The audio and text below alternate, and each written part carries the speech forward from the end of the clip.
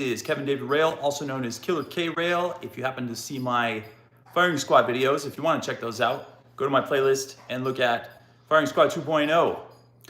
I had a question come in several months ago, and I'm finally getting around to answering it right now, and I decided to do a live on this subject.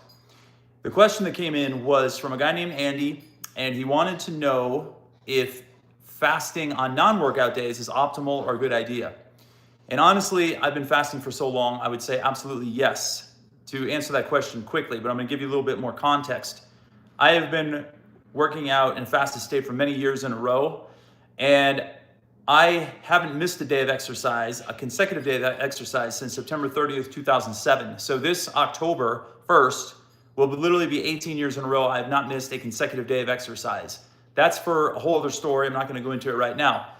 But when it comes to fasting on non-weight training days, I say absolutely yes, it's okay to fast on those days. In fact, if you're going to do an extended fast, like 2 days or 3 days or 4 or even 5 days, and you don't work out on one of those days, and you may not want to work out on those days, in the big picture,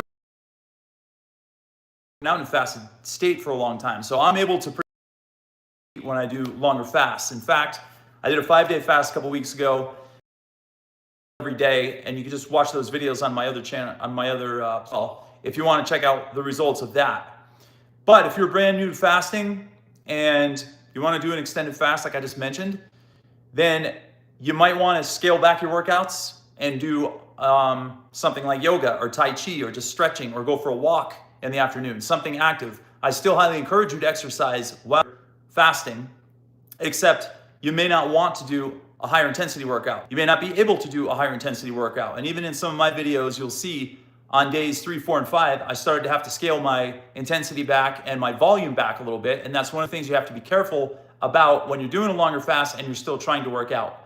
But in a big picture, should you fast on non-workout days? So let's say you do a 4-day split or 5-day split routine, and you do time-restricted eating on those days, which is a form of intermittent fasting. So let's say you do 16-8 every day, 16 hours fasting, 8 hours of eating window, and you eat 2 meals in that window of time.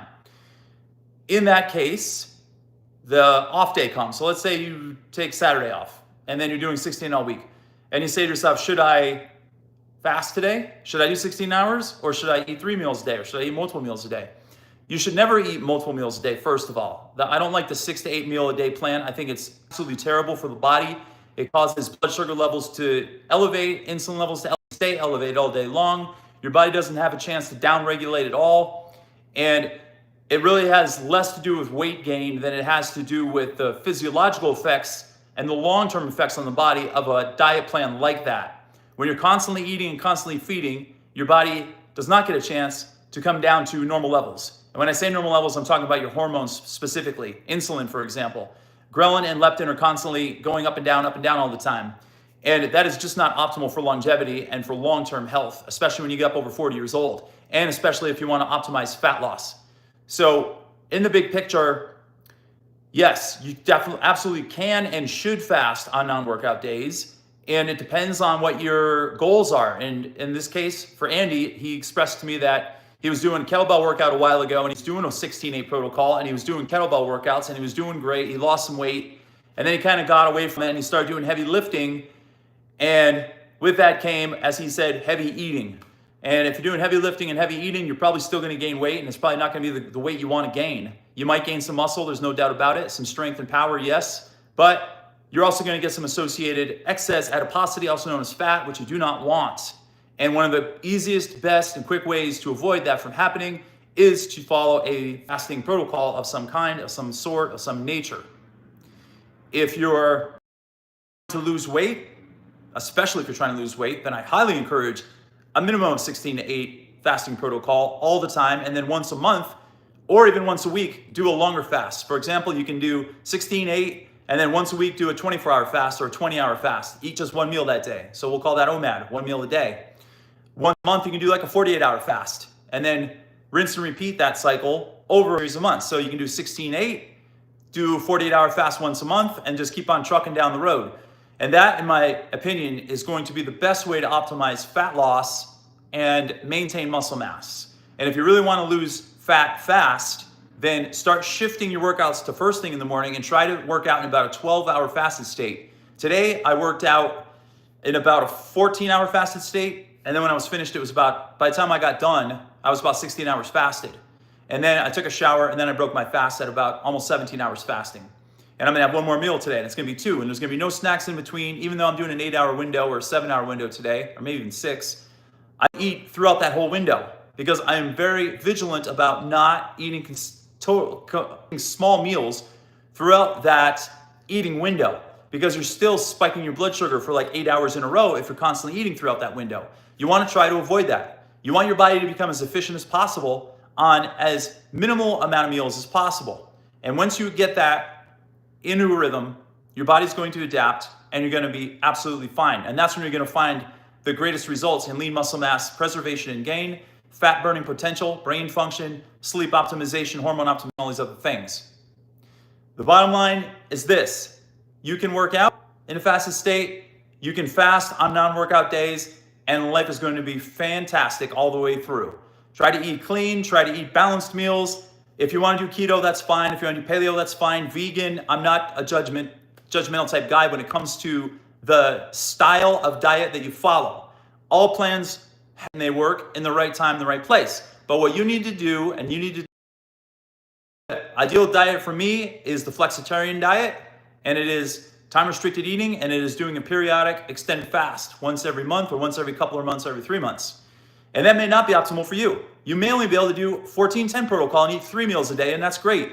But eat just 3 meals, no snacks in between, and follow the diet plan that works best for you. If you have gluten intolerance, guess what? You can't have wheat berries, or you can't have einkorn wheat like I had to break my fast today for your first meal of the day. Or second, you must have gluten-free options. And actually, einkorn is a very decent wheat with people that have gluten issues. By the way, that's an ancient grain. I'm gonna be doing a video on that shortly, so stay tuned for that one. It's gonna be a short. You just have to follow what works best for your body. And if you don't know if something agrees with you or not, and you think something is bothering you, just eliminate the food and then see what happens. And if magic happens and you don't have stomach aches and headaches and you're not falling asleep after eliminating, I don't know, apples or mushrooms from your diet, then maybe you shouldn't have them.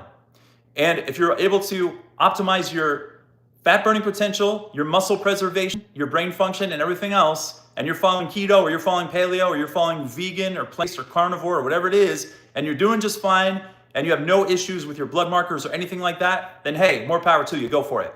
But to me, the optimal diet plan for me is flexitarian. And I'll have animal protein a few times a week, sometimes consecutive days in a row, and then maybe 2 or 3 days in a row will go by. And I don't plan it this way, it just happens this way. I will have no meat at all, and it'll be more plant-based and vegan direction. It's just the way it works for me. And then there's no stress about food or what I can and can't have. I don't feel guilty, I don't feel emotional attachments anywhere, and I feel absolutely, totally, perfectly fine. You need to figure out the same strategy for yourself and deploy it. It's that simple.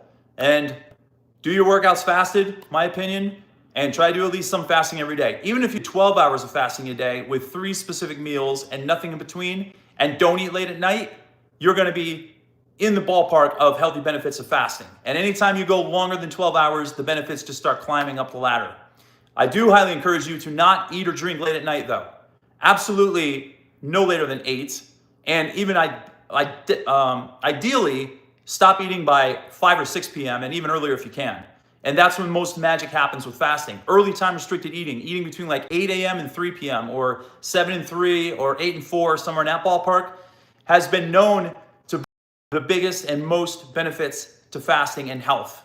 If you can swing that and flip some switches and get into that position, you're gonna be doing yourself a major justice. So try to eliminate the late night eating, even on weekends. Try to get done as soon as you can on weekends, even if you have social gatherings in the whole 9 yards. My brother was in town a few weekends ago, and he's basically have a total opposite lifestyle that I do. He wanted to go out to eat, and he wanted to go out to Main Street and watch bands play and all these different things. And I compromised when he was here, knowing that it was a short-term thing. We went out to dinner. I didn't get done until like 8:30 one night. Then we went to a bar to watch this band, and we didn't just sit there. We went up and we stood by the stage, and it was so crowded. I guess you would call it dancing, but we were kind of just swaying or whatever. And there was still a little bit of movement going on later at night. And I just drank water. I sipped on it. And by the time I got home, I was probably already 3 or 4 hours fasted from the time I had my last meal to the time I went to bed. The next day I had about a 12-hour fasting window, and then I worked out, and then it was okay. And I'm like, it's only short term, it's gonna be fine. If you have a couple slip-up days like that, it's totally fine. But the key is, don't hammer it every single weekend. Don't eat late at night. Don't drink late at night. Although the research on mice years ago has stated that you can follow a time-restricted eating protocol 5 days in a row and then go completely off the rails for 2 days and still get good benefits, I still don't buy it. I still don't believe it. There was a time years ago where I would eat super clean for 6 days in a row, and then I had one day where I cheated all day long. It was called the cheat day. And I felt horrible the next day. My eyes were burning. I was exhausted. I could have fallen asleep any minute. I had no energy. My stomach felt like there were cinder blocks in it. And I worked out that day, and I was just huffing and puffing, and I was sweating, and I felt like a 90-year-old chain smoker, and it was awful. I'll never go back to that ever again. And then the next day, I started feeling better. And it literally took about 3 days to recover from that. And you hear about the food hangover, and that was a classic case of it. It was rinse and repeat every single week. And then some of those times I would go out drinking late at night on a Saturday, and then have my cheat meal on Sunday, cheat day actually, and that made it even worse. And I never want to go back to it, and I won't. And I don't suggest you do the same. If you're already adapted to it, then I say you wean yourself back from it. If optimal health and weight loss and longevity and lean muscle mass and gain are your goals. If you don't really care, well, then you don't really care about life. You don't care about your body. But if you really want to flip some switches, really try to stop that late night eating and drinking. There it is. There you have it. There's the answer to the question. Yes, you can fast every day of the week. You can fast on workout days, and you can fast on non-workout days as well. Just got a text come in. Sorry about that. Let me know if you have any questions or comments. If you want to do some coaching or training, let me know. Make sure to like and share this video and subscribe to my channel if you haven't done so yet. Till next time, this is Kevin Rail, and I am actually reporting live.